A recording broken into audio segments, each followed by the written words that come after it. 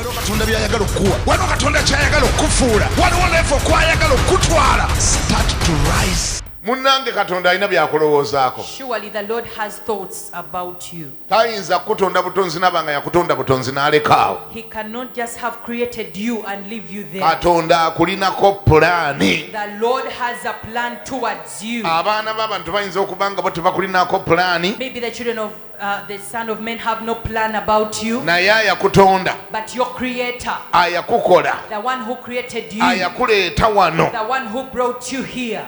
Amanyi gy'akujje. He knows where he has gotten you from. Amanyi w'oli. He knows where you are. Ate alina gy'akutwala. And he's taking you somewhere. For I know the thoughts that I think toward you, Kubanga mmanyi ebirowoozo bye ndowooza gye muli, says the Lord. bw'ayogera Mukama. Tekitegeeza ndi bw'oba oyita mu by'oyitamu nga bikusoomozezza nti olwo Katonda byakulowoozaako biri byage nti nyina ebirowoozo ebirungi ku ggwe mbu olwo kitegeeza tebikyabaddewo. It doesn't mean that if you're going through challenges, the thoughts God has about you are not going to happen. Era tekitegeeza nti olwo Katonda takyaliwo yafudde. And it doesn't mean that he's no longer existing, he's dead. Katonda waali. God is here. Naye ebyo by'oyitamu olwaleero But what you're going through today, bikuyamba buyambi kugenda wali they w'olaga. are helping you to get to where you're going.